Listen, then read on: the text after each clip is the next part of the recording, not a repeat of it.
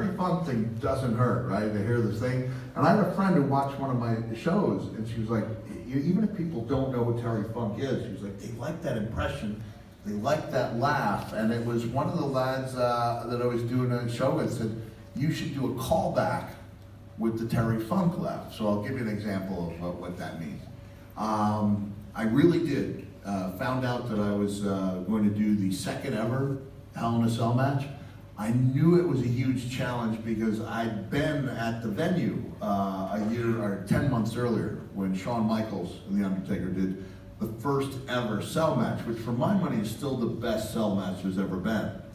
And I knew I couldn't do the things that they were doing, like the athleticism. I just can't do that. Like I maxed out, seriously, in 6th grade gym class with 4 pull-ups before I got bottom heavy. Like I was never a great cage match wrestler because I couldn't do some of the athletics. I certainly couldn't do what Shawn Michaels in particular had done. And so I went to watch that first match. We happened to have a house show, I think in Hartford, Connecticut. So it'd be one of those few times when we stopped by the WWE offices. A lot of people don't know that you could be on the road for 2 years and never go to the WWE offices. I go there more often now because I live an hour and a half away, and every once in a while they'll have me come in and do something.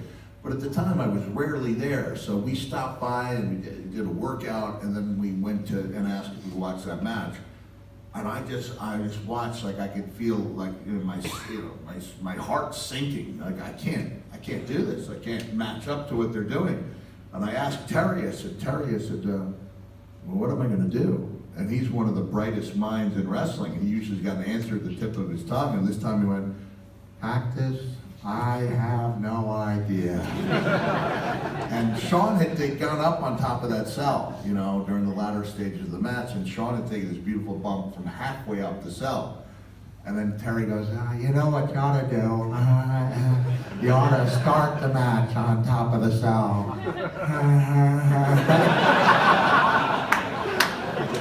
Oh, don't do this. I'm going to give you guys just some breaking news here.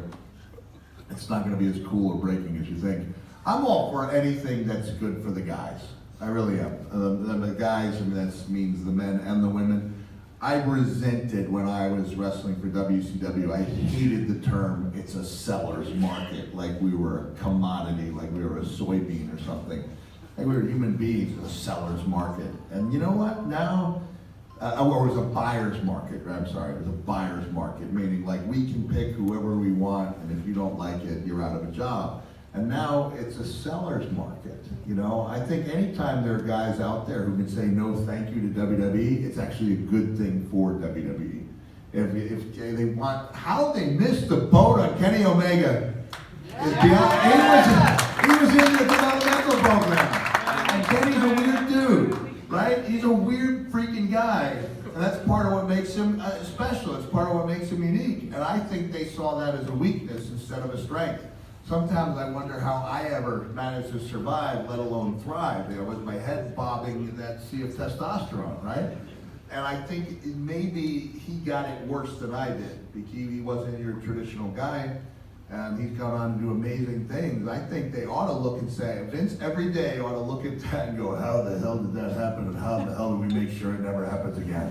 How do you lose someone like that? But I think it's good anytime somebody's, no, I'm good with what I'm doing, I really appreciate it, I love what you guys do, but I'm good on my own. I think anytime someone has the ability to say that, it's ultimately good for WWE, and ultimately what's good for WWE comes around to be good for everybody, as evidenced by WrestleMania week, where people are like, I hate WWE, I like all these other things. You go, that's great, but if it wasn't for WWE, all these other things wouldn't be available to you. Like they're creating this giant meal, and then everyone else is free to, dine wherever else they want. I don't know if that was the greatest analogy in the world, but I think it was the point. I hope they're really successful. I think that they've seen the mistakes other groups have made, where they're not going to try to be WWE light. I don't think they're going to try to base their success on guys who've had their run, with Jericho kind of being the exception. And he's a real trendsetter. The guy is somebody that every wrestler should study to see when and how to shift gears. Shifting gears is really a specialty, and it's one of those missing elements that some guys just don't have when they seem to have everything else. They don't know how and when to shift gears.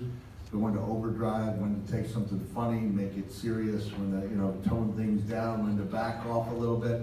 And Jericho does it as well as anybody I've ever seen. But my one little, hopefully it'll be a lasting contribution to all of, do you know about this? All Elite Wrestling? All Elite Wrestling, their event in May will be the first sensory-inclusive wrestling event in history for people on the autism spectrum. And I'm proud to say that that came about because of a contact that I had. My son is on the spectrum.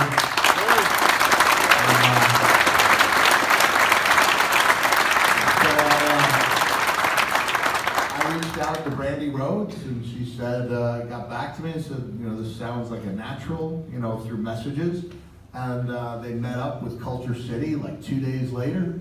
Next thing I saw is that Brandy and Cody, I was trying to say Dustin, Brandy and Cody were at an Atlanta Hawks basketball game with the Maha family who run Culture City. And so I just made the introduction, but I think that's something to be proud of. That again, and then that sets the bar high for WWE to follow. It's not that difficult. All it takes a little bit of initiative, and so I'm happy. I'm happy they're doing well. I think it's great.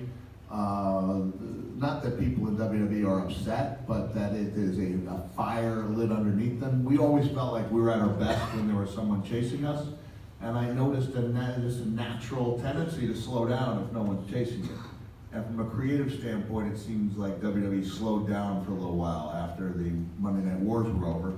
And I don't know if I don't think AEW's goal is to be as big as WWE. I just think they want to be a successful wrestling program. I've met the Khan family. I know they've got a lot of money and a lot of knowledge, and I hope everyone comes out and does a really good job, and it provides another outlet for wrestling fans and for wrestlers. Yeah.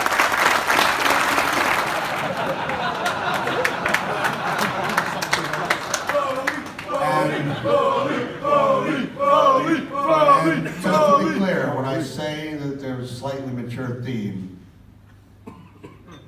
there were two people fucking.